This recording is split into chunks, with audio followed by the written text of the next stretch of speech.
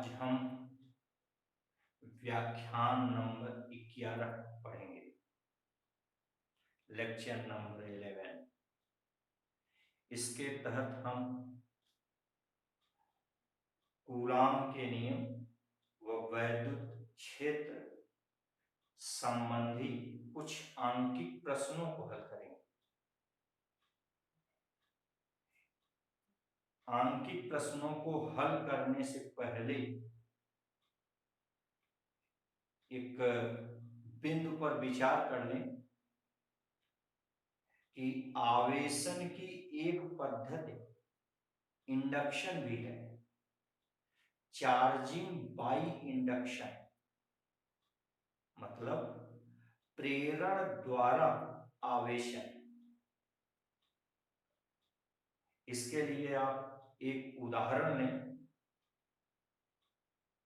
मान लीजिए यह आप हैं, कक्षा 12 की कक्षा में बैठे हैं और यहां आपको अध्यापक, मान लीजिए ये विजय प्रकाश पांडे हैं, फिजिक्स पढ़ाने आए हैं। पहले आपको कुछ बोध नहीं था, कुछ जानकारी नहीं थी फिजिक्स, लेकिन जब अध्यापक विजय प्रकाश पांडे आपको फिजिक्स पढ़ाएंगे तो आपको फिजिक्स का बोध हो जाएगा, प्रेरण द्वारा आवेशन का ज्ञान आपको हो जाएगा।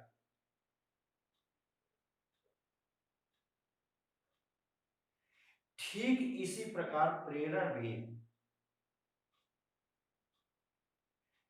जिस प्रकार आप अध्यापक विजय प्रकाश पांडे की प्रेरणा से पढ़ लिए, आपको प्रेरण द्वारा आवेशन की समझ आ गई, ठीक उसी प्रकार यह प्रेरण द्वारा आवेशन भी है। जब किसी अनावेशित वस्तु को हमें आवेशित करना होता है, जब किसी अनावेशित वस्तु को हमें धनावेशित करना होता है, जब किसी अनावेशित वस्तु को हमें ऋणावेशित करना होता है, तो ध्यान दीजिए हम इन्हें धनावेशित, ऋणावेशित किस प्रकार से करते हैं। जब हम अनावेशित वस्तु के समीप ऋणावेशित वस्तु को लाते हैं, इस ऋणावेशित वस्तु के प्रेरण द्वारा ये अनावेशित वस्तु भी आवेशित हो जाती है। ठीक उसी प्रकार जैसे अभी अभी हमने उदाहरण दिया था कि आप अनावेशित वस्तु की तरह अबोध हैं, अनजान हैं, लेकिन जब आपको कोई आवेशित वस्तु, जैसे विजय प्रकाश पांडे आपको फिजिक्स पढ़ाने आ गए, आपको प्रेरण द्वारा आवेशन बताने आए, तो जब प्रेरण द्वारा आवेशन बताए तो आपके समझ में आ गया। ठीक उसी प्रकार यहां भी जब किसी अनावेशित वस्तु के समीप कोई आवेशित वस्तु लाई जाती है, जैसे मान लीजिए यहां पर आवेशित वस्तु लाई जाती है, तो इसके प्रेरण द्वारा यह अनावेशित वस्तु भी आवेशित हो जाती है। फिर ध्यान दें, जब किसी अनावेशित वस्तु के समीप कोई आवेशित वस्तु, जैसे ऋणावेशित वस्तु लाई जाती है, तो प्रेरण द्वारा यह अनावेशित वस्तु भी आवेशित हो जाती है।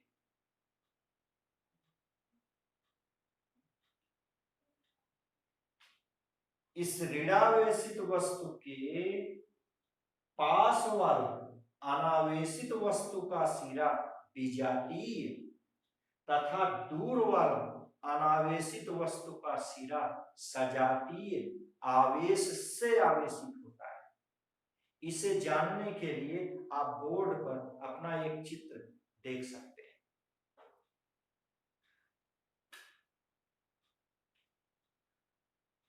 मान लीजिए कि यह एक अनावेशित वस्तु है जो एक विद्युत रोधी स्टैंड पर खड़ी है। इसके समीप हम एक ऋणावेशित वस्तु लाए हैं।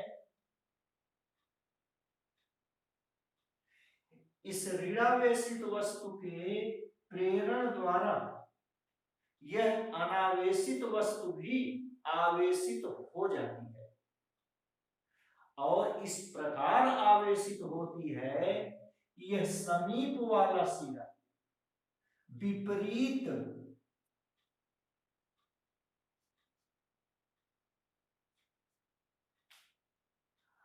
और दूर वाला सिरा समान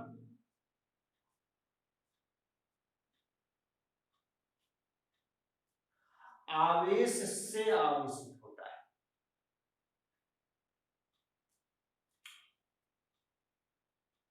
आवेशन की इस विधि को हम प्रेरण द्वारा आवेशन कहते हैं, चार्जिंग बाय इंडक्शन।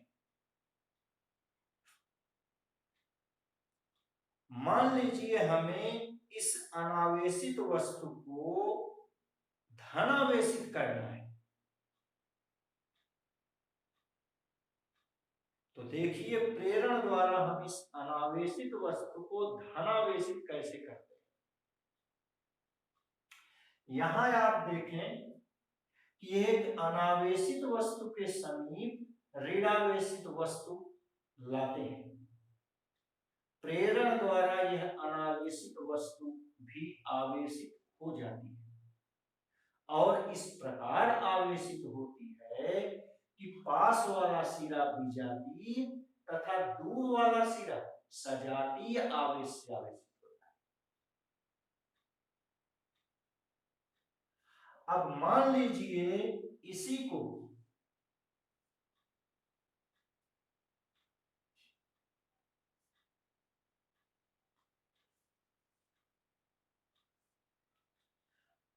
इस आवेशित वस्तु को अब पृथ्वी से जोड़ दिया जाए,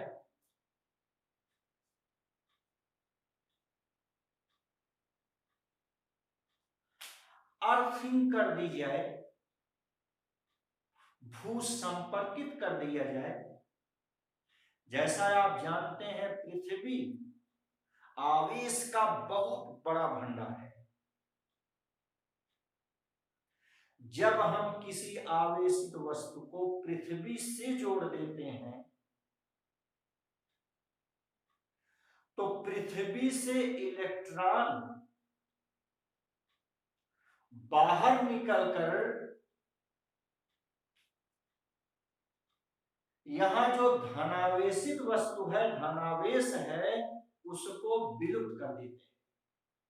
अथवा यह जो ऋणावेश है वो इस चालक तार के माध्यम से पृथ्वी में चला जाता है।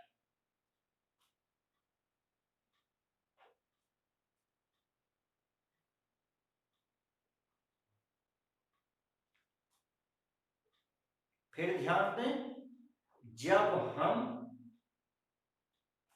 इस आवेशित वस्तु को पृथ्वी से जोड़ देते हैं, भू संपर्कित कर देते हैं, तो यह ऋणावेश इस चालक तार के माध्यम से पृथ्वी में चला जाता है। फलतः यह भू संपर्कित चालक धनावेशित हो जाता है। इस प्रकार हम किसी वस्तु को जो कि अनावेशित है आवेशित कर सकते हैं, धनावेशित कर सकते हैं। इसी प्रकार मान लीजिए किसी चालक को ऋणावेशित करना है, तो प्रेरण द्वारा हम उसे ऋणावेशित कैसे करें? ठीक इसी की भांति हम किसी अनावेशित वस्तु के पास अब एक धनावेशित वस्तु को लाए। मान लीजिए अनावेशित वस्तु है, विद्युत रोधी स्टैंड से जुड़ी है, बंधी है। इसके समीप अब हम एक धनावेशित वस्तु लाते हैं। इस धनावेशित वस्तु के कारण, विजय प्रकाश के कारण यह आप लोग भी पढ़ने लगते हैं, आपको भी समझ में आ जाता है। ठीक उसी प्रकार इस धनावेशित वस्तु के कारण यह अनावेशित वस्तु भी आवेशित हो जाती है, प्रेरण के कारण आवेशित होती है। और इस प्रकार आवेशित होती है कि अभी अभी आपने सुना था, पास वाला सिरा विजातीय, अर्थात ये धन आवेश है तो ये पास वाला सिरा ऋणावेशित हो जाएगा, और दूर वाला सिरा सजातीय, अर्थात ये धन आवेश है तो ये भी धन आवेश है। अब हम इस आवेशित वस्तु को पृथ्वी से जोड़ दें।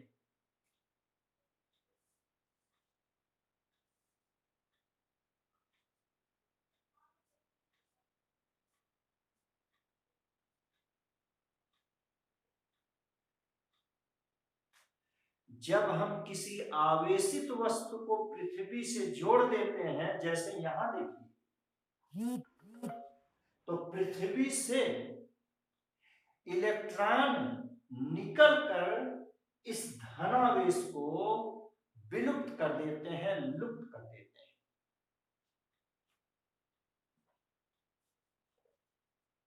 फलतः अब यह पृथ्वी से जुड़ा ऋणावेशित चालक हो जाता है। इस प्रकार हम किसी अनावेशित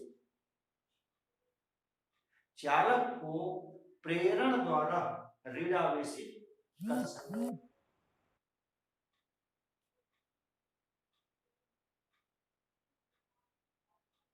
ध्यान दीजिए, जैसे ही हम न्यूमेरिकल्स आपको बताते हैं, टेक्निकल न्यूमेरिकल्स बताते हैं, कंपटीशन का न्यूमेरिकल बताते हैं, कंपटीशन में बहुत छोटे किंतु अच्छे अच्छे न्यूमेरिकल, जब तक हम कक्षा में आपको बताते रहते हैं आप बहुत खुश होते हैं, अरे तो बहुत आसान है, छोड़। लेकिन जैसे ही हम कक्षा से बाहर निकल जाते हैं, आप धीरे धीरे फिर भूल जाते हैं, आपका वो ज्ञान विलुप्त हो जाता है।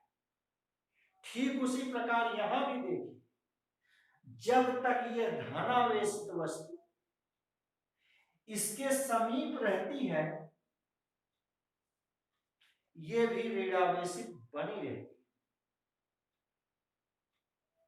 किंतु जैसे ही इस धनावेशित वस्तु को हटा लिया जाता है, मान लीजिए कि यह धनावेशित वस्तु को हटा दिया जाए, तो यह फिर आवेशहीन रहती है, आवेशहीन हो जाती है। जैसे पहले थी वैसे हो जाती है। फिर ध्यान दें, जब किसी अनावेशित वस्तु के समीप कोई आवेशित वस्तु लाई जाती है, तो प्रेरण द्वारा यह आवेशित हो जाती है, और इस प्रकार आवेशित होती है कि समीप वाला सिरा विजातीय तथा दूर वाला सिरा सजातीय आवेश से आवेशित होता है। ऐसा क्यों है? क्योंकि आप देखिए, ये धनावेश है और यह ऋणावेश है, दोनों विजातीय आवेश हैं। अब हम पढ़े हैं विजातीय आवेशों में आकर्षण होता है, इसीलिए यह ऋणावेश धनावेश की ओर आकर्षित हो जाता है। और ठीक इसके विपरीत यह धनावेश है, यह धनावेश है, दोनों सजातीय आवेश है। अब हम पढ़े हैं सजातीय आवेशों में प्रतिकर्षण होता है, लाइक चार्जेज रिपेल, इसीलिए यह धनावेश इस धनावेश से दूर चला जाता है। फिर ध्यान दें, किंतु जैसे ही इस अनावेशित वस्तु से इस आवेशित वस्तु को हटा लेते हैं, फिर वह अनावेशित वस्तु पहले जैसी हो जाती है, पूर्ववत हो जाती है, अर्थात पुनः यह आवेशहीन हो जाती है। इसी पर हम एक आंकिक प्रश्न करेंगे। अब आप देखिए आंकिक प्रश्न कैसे किए जाते हैं।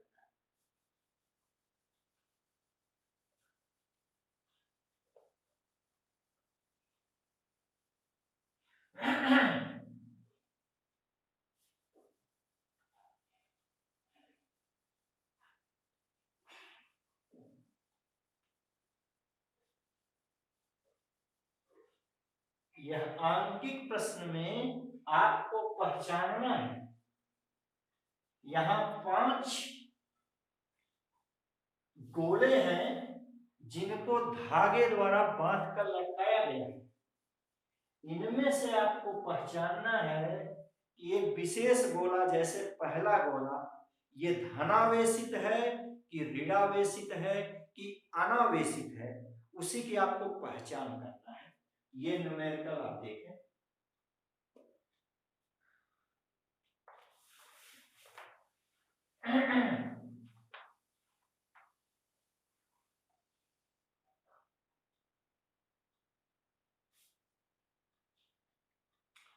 ये देखिए न्यूमेरिकल है, 5 गोले हैं जो धागे से बांधकर लटकाए गए हैं।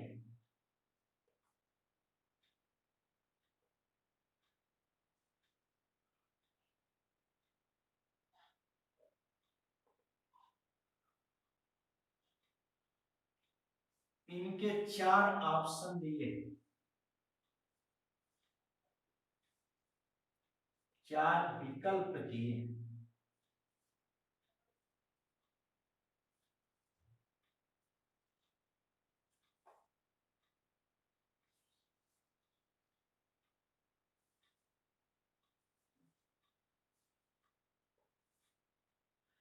एक, दो, तीन, चार, 5, ये 5 गोले हैं जो 5 धागों द्वारा बांध कर लटकाए गए।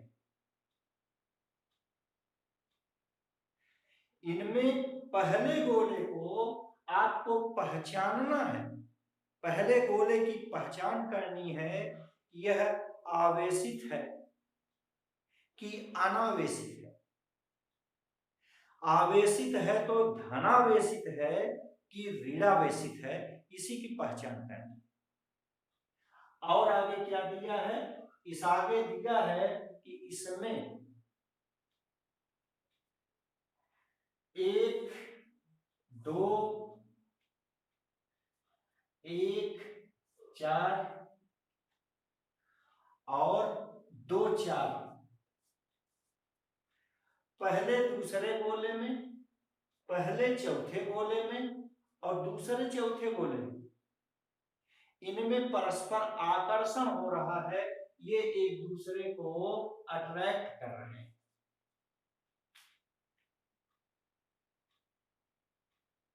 ठीक इसी प्रकार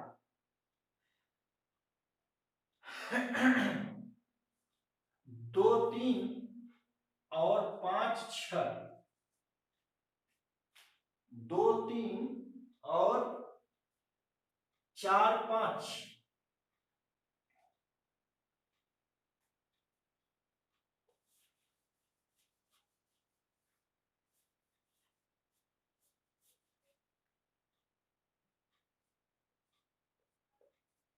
ये 2 गोले हैं, 2, 3, 2, 3 और ये 4, 5 एक दूसरे को आकर्षित कर रहे हैं, अट्रैक्ट कर रहे हैं, सॉरी प्रतिकर्षित कर रहे हैं, रिपल कर रहे हैं। अब आपको पहचानना, एक बात आपको बताएं, प्रायः हम देखते हैं चर्चा आम बात में, आप चर्चा में होता है, ये हमारे मित्र हैं। कौन भैया, आप दोनों साथ जा रहे हैं, कहते हैं हमारे मित्र हैं। लेकिन मित्र की पहचान आप जानते हैं, प्रायः घर में बड़े बुजुर्गों से सुना जाता है, मित्र वह होता है जो आपको दुख में साथ दे, संकट में साथ दे। ठीक उसी प्रकार ये आवेश की पहचान, अभी अभी हम लोग कई दिन से पढ़ते आ रहे हैं कि जब कांच को रेशम से रगड़ा जाता है तो कांच धनावेशित हो जाती है, और जब किसी पदार्थ में आवेश का गुण आता है तो वह छोटी वस्तुओं को अपनी ओर आकर्षित करने लगती है। तो इस सिद्धांत से यह सिद्ध आप कर रहे हैं कि आवेश के लिए ये पहचान है आकर्षण का, जबकि आपको स्पष्ट बता दें कि आवेश की पहचान आकर्षण नहीं प्रतिकर्षण है। याद रखिए, आवेश की पहचान प्रतिकर्षण है, आकर्षण नहीं। The sure test for charging is only and only repulsion, not attraction. यही बात जब हम आपको चुंबक बताने लगेंगे तो वहां चुंबक की पहचान बताएंगे। साधारण तो हम जानते हैं कि चुंबक लोहे को अपनी ओर आकर्षित करता है, सीधी सी बात है। तो चुंबक में चुंबकत्व की पहचान आकर्षण है, लेकिन जैसा कि अभी अभी हमने बताया कि जिस प्रकार वैद्युत आवेशन की पहचान प्रतिकर्षण है, उसी प्रकार चुंबक के चुंबकत्व की पहचान भी प्रतिकर्षण है, आकर्षण है। बहरहाल यह बात में वहां चुंबकत्व में चर्चा करेंगे। यहां आप ध्यान दीजिए कि आवेशन की सही पहचान आकर्षण नहीं प्रतिकर्षण है। Sure test for charging is repulsion, not attraction. Clear हो गए? अब आप यहां देखिए, इस क्वेश्चन को करने के लिए, कंपटीशन का क्वेश्चन है, इस क्वेश्चन को करने के लिए आपका प्रश्न क्या है कि आपको पहचानना है कि गोला एक आवेशित है कि अनावेशित है। अगर आवेशित है तो धनावेशित है कि ऋणावेशित है, यही आपको पहचान करनी है गोले की।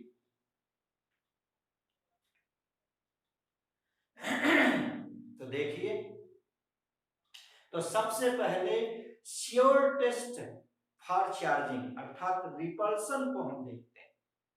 देखिए, गोला 2 और 3 रिपल कर रहे हैं, तो यहां देखिए गोला 2 और 3 ये रिपल किए, 4 और 5 भी रिपल कर रहे हैं, 4 और 5 भी ये रिपल किए। तो दो पदार्थ एक दूसरे को कब प्रतिकर्षित करते हैं? जब वो सजाती हो, समान आवेश से आवेशित हो।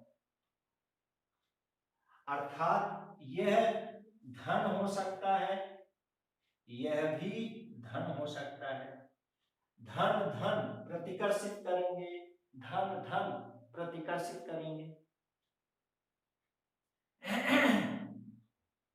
यह दोनों ऋण भी हो सकते हैं, क्योंकि ऋण ऋण भी प्रतिकर्षित करेंगे, ऋण ऋण भी प्रतिकर्षित करेंगे। यह दोनों समान है, धनावेश है, प्रतिकर्षित करेंगे। यह दोनों समान है, ऋणावेश है, प्रतिकर्षित करेंगे। ये देखिए दोनों ऋणावेश हैं, प्रतिकर्षित करेंगे। ये दोनों धनावेश हैं, प्रतिकर्षित करेंगे। तो इस कथन से हम लोगों ने यह निष्कर्ष निकाला। अब आगे देखिए, उपरोक्त कथन में हमको गोले एक की पहचान करनी है, जिसे पहचानना है उसे छोड़े रहिए लास्ट के। तो एक यहां भी है, यहां भी, आप इसको छोड़ दीजिए। अब आप गोले 2 और 4 को देखिए। 2 और 4 में आकर्षण हो रहा है। उसको देखिए, ये गोला 2 है और ये गोला 4 है, इसमें आकर्षण अट्रैक्शन हो रहा है। और हम पढ़े हैं कि विजातीय आवेशों में आकर्षण होता है, अर्थात यह धनावेश है तो यह ऋणावेश होना चाहिए, या ये धनावेश है तो यह ऋणावेश होना चाहिए, दोनों विजातीय होने चाहिए तभी आकर्षण संभव है। इसका मतलब यह ऑप्शन तो गलत हो गया। क्लियर है? ठीक इसी प्रकार 2 4 को इसमें देखिए, यह 2 नंबर गोला है और यह 4 नंबर गोला है। इसमें कहा जा रहा है कि आकर्षण होता है, अट्रैक्शन होता है।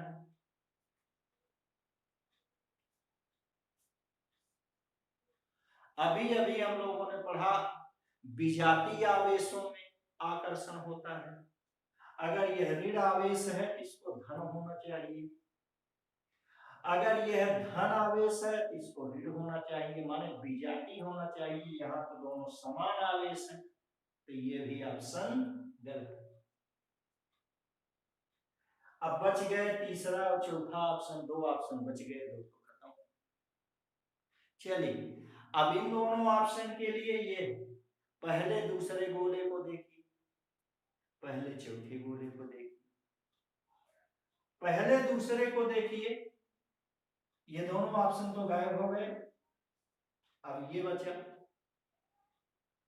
ये देखिए पहले और दूसरे गोले, पहले दूसरे गोले में आकर्षण हो रहा है, अट्रैक्शन हो रहा है, तो इस प्रकार यह धनावेशित है।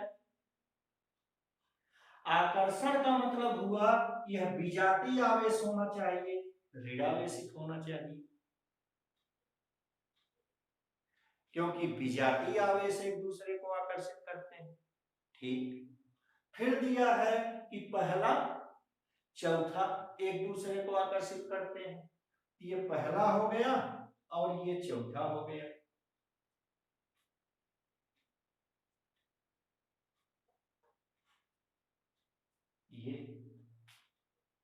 ये पहला गोला है, ये चौथा, ये एक दूसरे को आकर्षित कर रहे हैं। देखिए यह गोला ऋणावेशित है तो पहला गोला धनावेशित होना चाहिए, क्योंकि विजातीय आवेशों में ही आकर्षण होता है। तो यह आकर्षण के लिए इसको विजातीय माने ये ऋण है, धन होना चाहिए। अब एक ही गोला एक ही बार में ऋण आवेशित धन आवेशित दोनों तो हो नहीं सकता।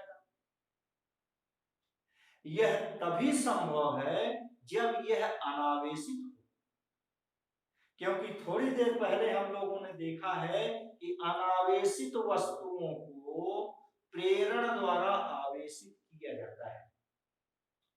अपनी इच्छा अनुसार उसे धनावेशित भी किया जा सकता है और ऋणावेशित भी किया जा सकता है, दोनों प्रकार से आवेशित किया जा सकता है। तो यहाँ दोनों आवेश हैं, इससे सिद्ध होता है कि वास्तव में गोला एक अनावेशित है। क्लियर है? ये आपका एक न्यूमेरिकल हो गया। चलिए अब दूसरे न्यूमेरिकल की चर्चा करें।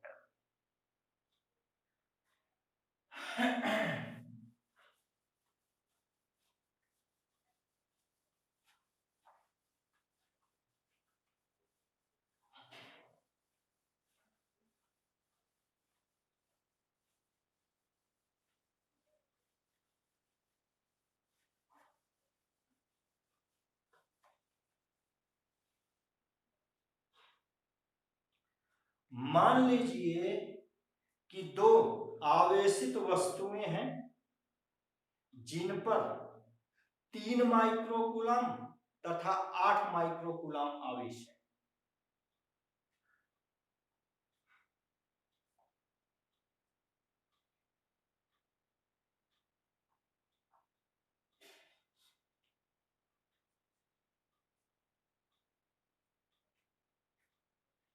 ये 2 आवेशित वस्तुएं हैं 3 माइक्रोकूलम और 8 माइक्रोकूलम इन पर आवेश।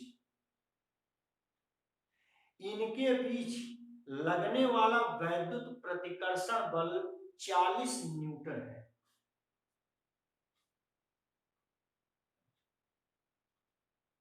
ध्यान दीजिए, दोनों सजातीय आवेश हैं। अगर चिन्ह न दिया हो तो हम उसे धन मानकर चलें। जिस प्रकार अगर कोई छात्र कक्षा में शालीनता से बैठा हो तो हम उसे अच्छा छात्र मानेंगे, ठीक उसी प्रकार यहां अगर कोई चिन्ह न दिया हो तो हम उसे अच्छा माने, धनावेश माने। अब आप जानते हैं कि समान आवेशों में प्रतिकर्षण होता है, इसीलिए प्रतिकर्षण बल है, रिपल्सिव फोर्स है R। अब दोनों प्रत्येक पर -5 कूलम आवेश दे दिया गया। प्रत्येक पर -5 कूलम माइक्रोकूलम, -5 माइक्रोकूलम आवेश दे दिया गया।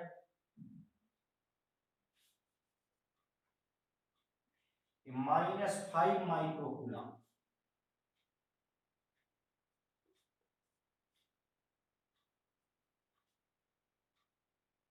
तो अब पहले वस्तु पर आवेश की मात्रा 3 - 5 मीन्स -2 माइक्रोकूलम, और दूसरे वस्तु पर 8 - 5 मीन्स 3 माइक्रोकूलम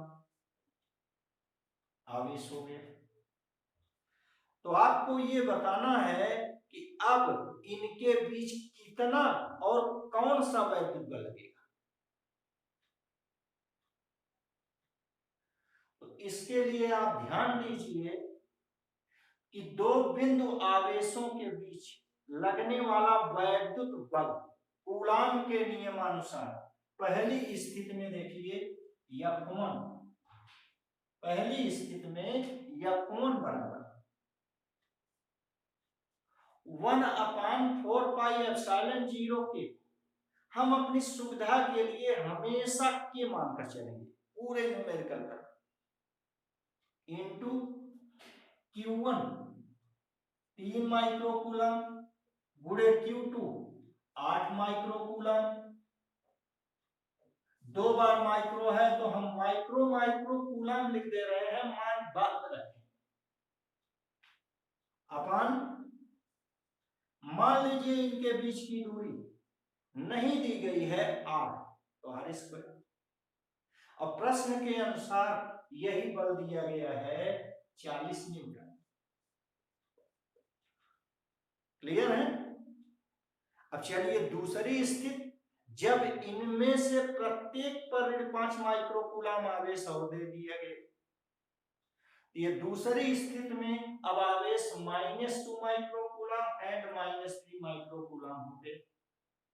अब इन दो आवेशों के बीच लगने वाला वैद्युत बल, यहां आप देखिए एक का चिन्ह ऋण है, दूसरे का धन है, ये विजातीय आवेश हो गए। और हम पढ़े हैं विजातीय आवेशों में आकर्षण होता है, तो यह तो प्रतिकर्षण बल है, जबकि यह बाद में कौन सा बल लगने लगेगा, अब वैद्युत आकर्षण बल लगने लगेगा। तो यह बल अगर हम F2 कह दें तो F2 बराबर वही 1/4πε0 के, उसकी जगह हम कह रहे हैं बार बार के लिखा जाए।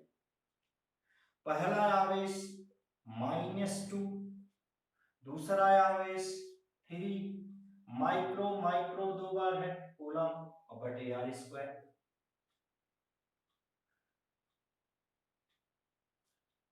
इसका मात्रक मीटर होता है तो आप मीटर² भी कह सकते हैं। इसी बल की हमें गणना करना है क्वेश्चन में। अब आप इन दोनों समीकरणों को भाग दे दीजिए, चाहे दूसरे में पहले से दे दीजिए, चाहे पहले में दूसरे से दे दीजिए। तो देखिए भाग दे दिया गया, तो यह के से कट गया, आर स्क्वायर से कट गया, माइक्रो माइक्रो कूलम से कट गया, सब कुछ तो कट गया, बचा क्या? यहाँ 3 गुणे 8 बचा ऊपर, नीचे बचा ऋण 2 गुणे 3, और यहाँ ऊपर बच गया 40, और नीचे ये बल है तो बल को आप यफ मान लीजिए, यफ हो गए। अब देखिए 8 एकम 8, 8 पचे 40, 3 एकम 3, 3 एकम 3, ऊपर बच गया 1 और नीचे बच गया ऋण 2, और यहाँ ऊपर बच गया 5 और नीचे बच गया यफ। क्रॉस मल्टीप्लिकेशन कीजिए, यफ का गुणा 1 में हुआ तो यफ आया, और ऋण 2 का गुणा 5 में हुआ तो ऋण 10 न्यूटन आया। इस प्रकार यहां अब 10 न्यूटन ऋण का मतलब हुआ कि वैद्युत आकर्षण बल लगने लगेगा। ये आपका दूसरा न्यूमेरिकल हो गया। इसी प्रकार और एक न्यूमेरिकल लिया जाए तो तीसरा न्यूमेरिकल जो कि बहुत ही इंपॉर्टेंट है और प्रायः हर किताबों में दिया गया है। ये हरिश्चंद्र वर्मा जी जो कि आईआईटी के प्रोफेसर रहे हैं कानपुर में, इस समय रिटायर हो गए, उनकी जो विश्व प्रसिद्ध किताब जिसको हम लोग शॉर्ट में HCV कहते हैं, Harishchandra Verma concept of physics, उस किताब का क्वेश्चन है। चलिए उसको लेते हैं।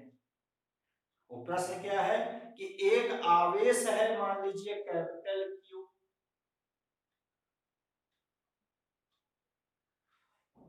उसके ऐसे भाग कीजिए ताकि महत्तम वैद्युत बल लगे।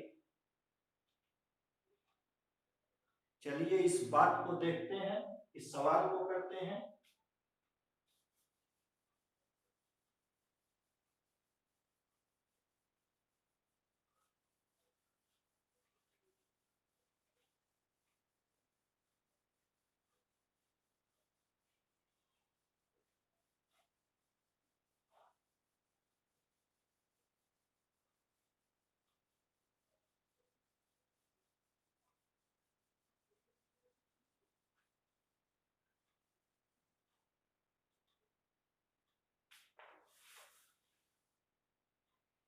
ये HCV का प्रश्न है।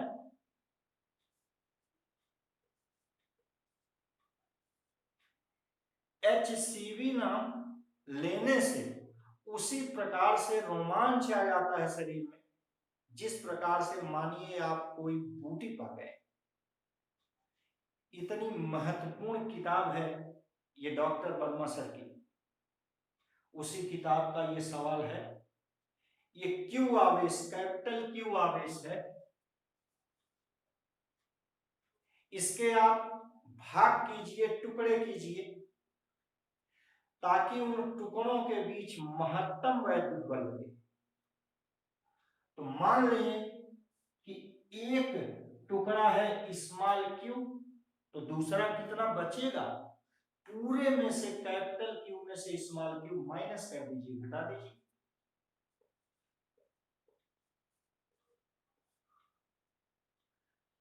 एक आवेश स्मॉल क्यू है, दूसरा आवेश capital Q minus small Q है। अब इन दोनों आवेशों के बीच लगने वाला वैद्युत बल कूलाम के नियमानुसार F बराबर के, वही 1/4πε0 के की जगह के लिखेंगे। Q1 मीन्स स्मॉल q गुणे Q2 means capital Q minus small q बटे, यहां भी बीच की दूरी नहीं दी गई है, आप r कंसीडर कर लीजिए, r स्क्वायर। इसको समीकरण 1 कह सकते हैं। अब आप देखिए इस बल का महत्तम होना, ये गणित में एक ब्रांच है डिफरेंशियल कैलकुलस। उस डिफरेंशियल कैलकुलस में एक चैप्टर है मैक्सिमा मिनिमम, महत्तम मिनिमम, न्यूनतम। इस महत्तम न्यूनतम में नियम है कि हम इस भौतिक राशि का अवकलन करेंगे। यदि इसका अवकलन शून्य हो तो इसका मान महत्तम होता है। तो for maximum derivative of F with respect to quantity, यहां है स्मॉल क्यू, चार्ज के बारे में हम चर्चा कर रहे हैं, इसलिए स्मॉल क्यू। स्मॉल क्यू के सापेक्ष बल को महत्तम दिखाना है, इसका अवकलन कर दिए और एफ का मान रख दिए। याद रखिए अवकलन करते समय जितनी कांस्टेंट क्वांटिटीज होती हैं सब अवकलन के बाहर आ जाती हैं, उनका गुणा हो जाता है। अब कांस्टेंट की पहचान कैसे करेंगे? नियतांक की पहचान, जिसके सापेक्ष हम अवकलन कर रहे हैं, जैसे स्मॉल क्यू, तो स्मॉल क्यू तो फलन है, फंक्शन है, इसके अतिरिक्त जितनी भी राशियां हैं सबकी सब कांस्टेंट। प्रयास कीजिए बाहर कर लीजिए। तो यहां k कांस्टेंट है बटे r स्क्वायर कांस्टेंट है, ये बाहर हो गया। Derivative of small Q into Q minus Q बटे विद रिस्पेक्ट टू क्यू।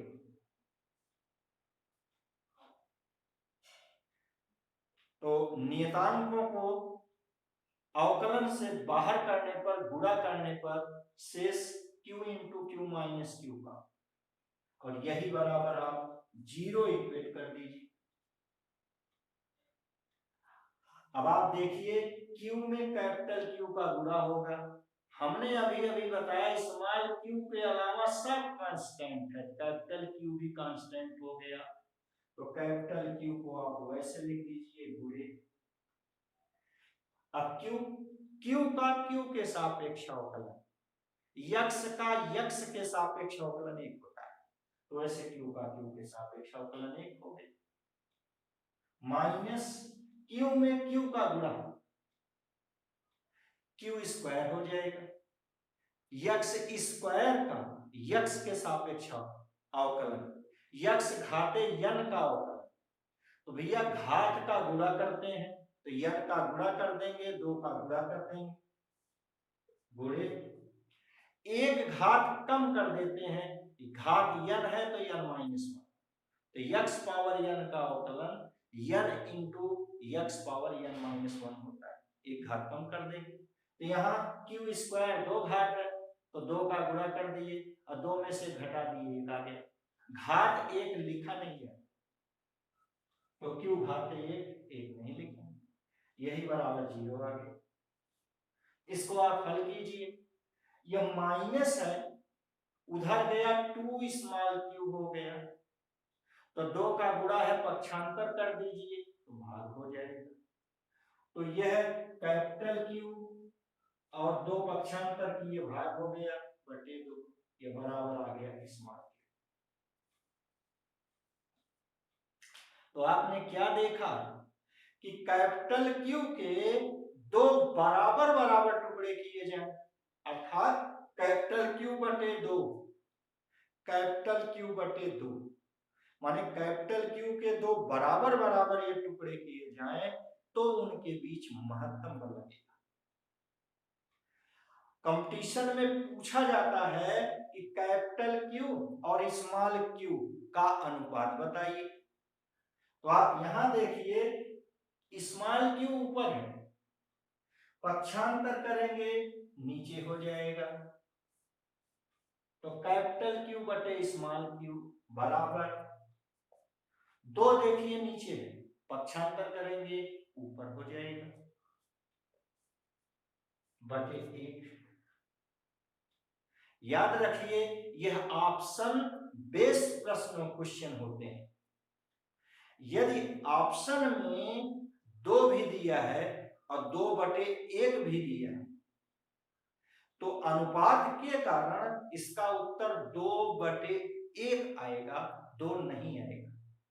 और यदि केवल 2 ही दिया है तो फिर 2 ही है।